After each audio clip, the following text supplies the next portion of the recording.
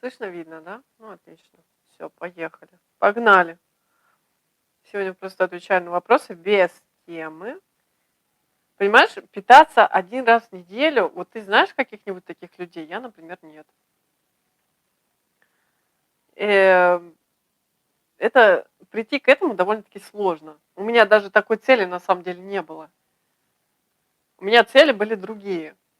Но так получилось просто. Так срослось.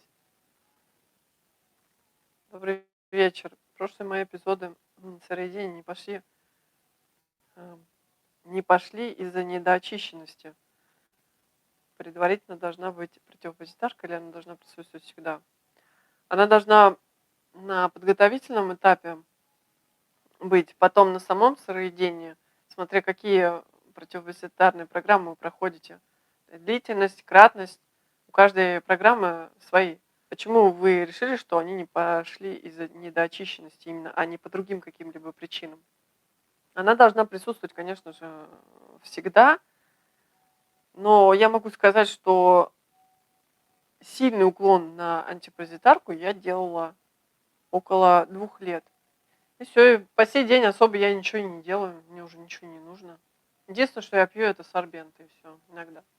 Ну, потому что бывают, конечно, кризисы, бывают тяжелые состояния даже у меня.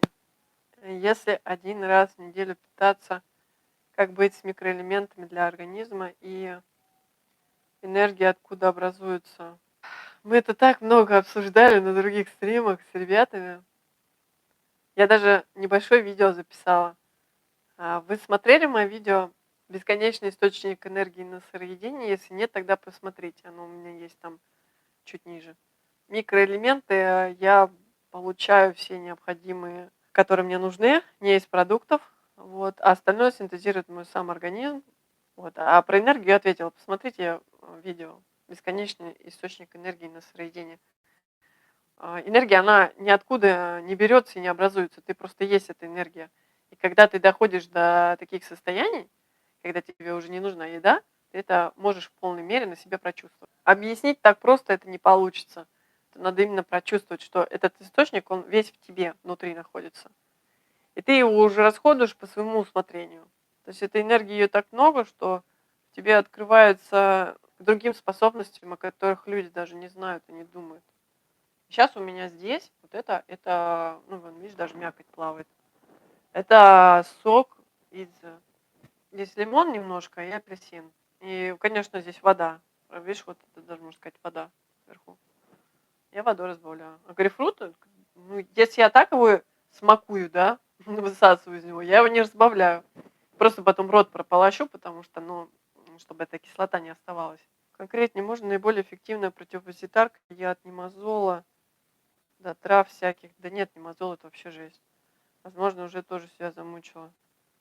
Но вы объясните, что вы делали и с какой целью? Ну, то есть какие противопозитарки вы проводили, чтобы мне понять, что вы подразумеваете под словом антипаразитарка. Понимаете? Потому что многие думают, что антипаразитарка — это троечатка и валар. Я не знаю, что ты там хочешь поймать с этих мухоморов. У меня бывает состояние покруче, чем с этими мухоморами связано. Мое мнение такое. Любые стимуляторы, они ничего хорошего не несут. Можно, конечно, понять многое в жизни, но а закрепиться ты как в этом состоянии? Ты что, всю жизнь будешь микродозы этого мухомора как-то употреблять или что? Я просто не понимаю смысл этого всего. Это то же самое, что всю жизнь ехать на кофе. Ну, для меня. Для вас не знаю.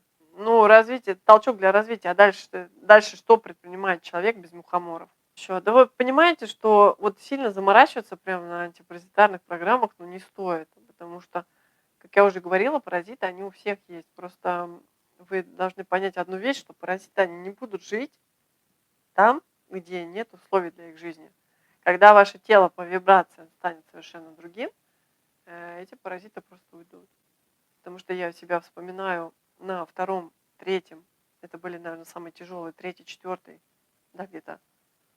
Ближе к третьему, четвертый и пятый год сыроедения это были самые сложные. Потому что мне хотелось столько всего, у меня столько было срывов, было очень тяжело. И вот это состояние сейчас такое спокойное, оно как, ну, реально такое гладкое, тихое. Вот это дорогого стоит. ты уже не думаешь о вкусах, уже не думаешь о том, чтобы тебе такое съесть, чтобы утолить свой какой-то якобы голод, чтобы какую-то энергию там получить. Вообще нет необходимости ни в чем. Но став сыроедом, проблем может тоже добавиться. Не факт, что проблемы у тебя какие-то уйдут, а какие-то придут. Если уж выбирать между сыроедением, веганством и всеедением, я бы не выбрала ни один из вариантов. Я бы выбрала такой вариант, что ты кушаешь по чуть-чуть каждый день, максимум 2 раза, максимум. Основной прием пищи у тебя после обеда, ну где-то 12 час, следующий до 18 часов. Все. Вот 2 раза по чуть-чуть. Мясо, если кто хочет, там раз в месяц максимально. Молочку убрать, сахар убрать. Использовать только натуральные сахара, это какие-то, я не знаю, кто что любит, финики, курага, там изюм, чернослив, мед. Вот, убрать все вот эти тяжелые всякие орехи, не знаю, бобовых минимум. Вот основное такое хорошее питание для всех. Оно для всех пригодно. И правильно совмещать продукты. Все, больше ничего не надо.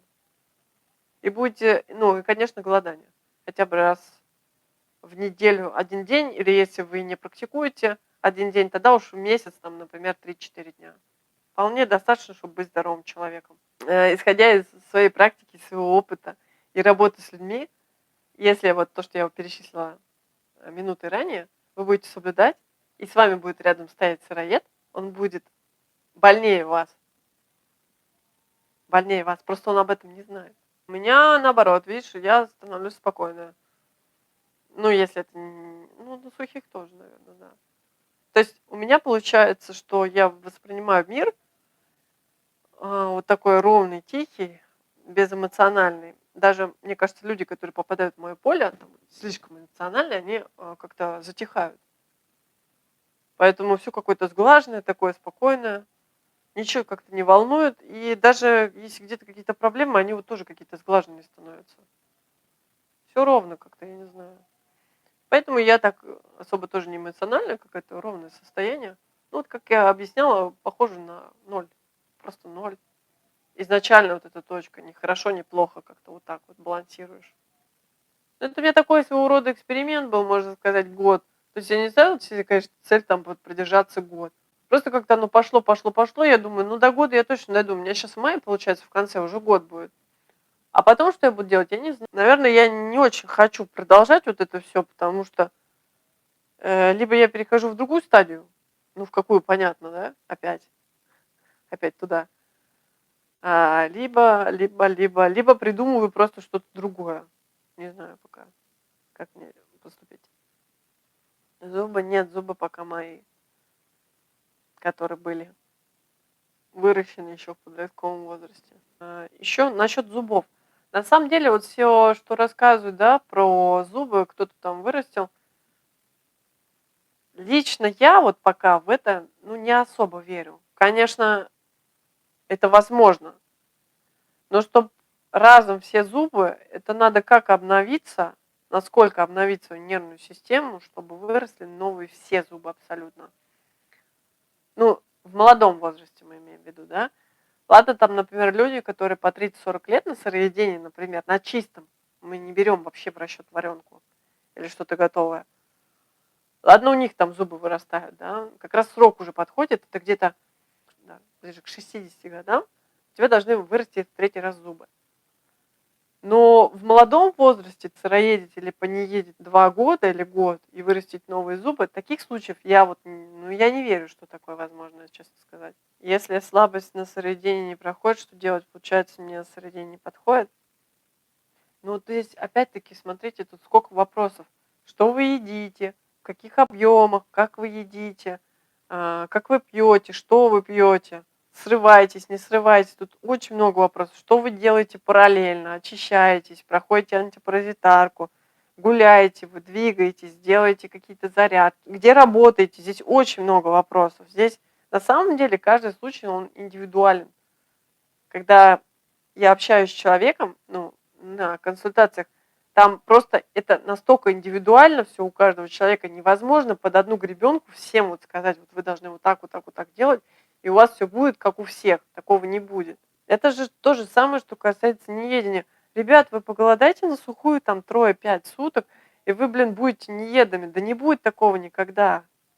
Это просто, человек, который вообще ничего не понимает. Он считает, что он там на каком-то неедении сам выглядит анорексиком и пропагандирует нездоровый образ жизни. Если он будет пропагандировать этот образ жизни всем, а у него уже есть проблема, просто он не придает этому значения пока. Пока еще организм терпит. Но рано или поздно пружина не выдержит. И все. И капец твоей системе придет, которой в принципе и нет. Это просто у тебя из головы и все. Дурь. Просто дурь. Если после ухода от средень болячки возвращаются, что делать тогда? Есть средень, не всем подходит. Находит комбинацию всего питания из варенки. Про 3 работы не скажу я тебе ничего, ты мне уже задавал этот вопрос. Видишь, я не отвечаю, значит, я не буду отвечать. Знаете, я не пойму одного. Люди заменяют продукты, они заменяют хлеб.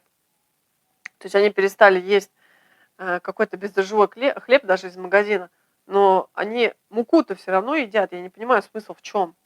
Для меня хлеб, меня просто часто, очень часто спрашивают про хлеб, как я отношусь к хлебу. Да никак, потому что я вообще в нем смысла не вижу. Для меня хлеб это, как я уже говорила, это еда для узников. То есть, когда вот тебя держат где-то в тюрьме, когда есть нечего, вот тебе вода и хлеб, вот и ешь, чтобы, ну, как бы не умер, да, все. Я смысла в этом хлебе вообще никакого не вижу. Как убрать блоки? Какие блоки-то? Ты более ясно выражайся. Я не понимаю, какие блоки. У тебя какие блоки тебя интересуют? Блоков-то много. Насколько играет роль убеждения человека? В чем? Главную роль они играют. У меня кошка огурцы ела. Да, они любят, на самом деле, сырые продукты. Можно ли вернуть пропавшие... Можно ли вернуть пропавшие волосы на голове после одного длительного голодания? Ел милку, шоколад, много, волосы выпали. Ну, от милки где-то 30%. Потом после 9 месяцев веганства еще 20% ушли. Вернуть можно все, конечно. У меня тоже волосы выпадали, они все восстановились, даже еще до сих пор восстанавливаются. Вот. Плюсом у моих всех сверстников, у всех уже седые волосы, у меня нет ни одного. И я думаю, что у меня еще не скоро они появятся. Ну, надеюсь, лет до 60 без седых волос проходить. Седые волосы – это печень плохо работает уже все. По крайней мере, все фотографии моих зубов, да, я как-то фотографировала свои клиновидные дефекты, я в видео рассказывала о них. Это такие здесь дефекты есть, которые очень сильно мешали мне жить. То есть я чищу зубы, мне попадает щетка на эти оголенные участки зуба, мне очень больно, аж прям до костей вот эта боль пробирает.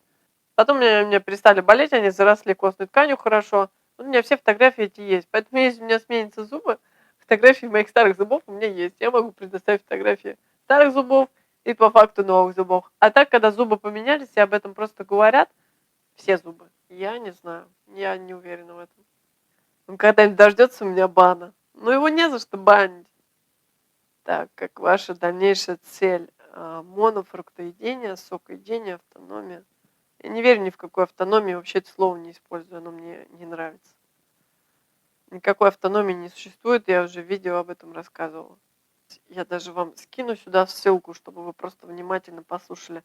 Такая у меня к вам просьба, если вы слушаете видео, желательно все-таки его слушать полностью, потому что информацию я даю в максимально сжатой форме. То есть самое основное, ключевое, в сжатой форме. У меня воды в видео нет. И, ребят, если вы смотрите, ставьте хотя бы лайки, комментируйте, потому что видео, они не попадают в рекомендуемые, когда вы просто их смотрите. YouTube засчитывает только оценки и комментарии. Так он просмотры просто он не засчитывает. Просто если вам нравится видео, вы поддерживаете как-то автора, потому что автору тяжело, когда нет реакции на видео. Пусть даже негативные реакции, не обязательно там хвалить постоянно автора или что-то ему там приятное писать. Просто свое мнение или что-то, может быть, какие-то ваши истории. И вот когда нет ни реакции, ни комментариев, ни лайков, ни дизлайков, вообще, когда нет ничего, просто смотрят и уходят, то пропадает всякое желание вообще о чем-то говорить. Потому что кажется, что это все неинтересно и это все не нужно. Я только за доказательства. Мне вот это пустословство, я его не люблю и никогда не любила. Поэтому если кто-то о чем-то говорит, его право, конечно, он может не предоставлять никакие доказательства, но и доверия к такому человеку нет просто и все. B12 участвует в системе кроветворения. Ну, вы просто почитайте. Там, на самом деле, очень большие статьи по нехватке B12, что происходит с человеком. Но вы видите, как показывает практика, да, от многих там фрукторианцев, фруктоедов, которые по 7-10 лет якобы на фруктах, и что им не нужен B12, он у них там снижен, причем нормально так. И они нормально себя чувствуют, у них нормально функционирует мозг, они считают, они нормально реагируют на жизненные всякие обстоятельства, у них нормально работает система кроветворения, я не знаю. У меня B12 не сказать, что прям уж высокий, да, но он в норме находится, и я вообще не заморачивалась с ним. Просто если бы ни один человек, который меня постоянно про него спрашивал, сказал, что я его просто не подниму без таблеток. И мне что-то так это, ну, в свое время задело. Я думаю, как это я не подниму его без таблеток, когда я, в принципе, знаю, как это делается, ну, как бы догадываюсь. На что он сказал, что такого не бывает, организм не синтезирует B12. И я ему сказала, мой синтезирует, твой не синтезирует, пей свои таблетки, там, я не знаю, что хочешь, делай уколы, я не буду это делать. Проведу такой эксперимент. Станет хуже, ну, значит, станет хуже, что делать. Значит, уже буду думать, как мне восполнить его. Но у меня получилось, поэтому я думаю, что те, кто надеется по жизни на какие-то БАДы или таблетки, для меня это люди слабые, это слабые люди просто. Они не хотят собой заняться. Если вы едите рыбу или яйца, то по поводу B12 переживать не стоит. Нервная система очень напряжена. Сдайте общий анализ крови, посмотрите гемоглобин, сдайте на железо, посмотрите железо и сдайте B12. Посмотрите ваш B12. Ферритин сдайте еще, посмотрите ферритин.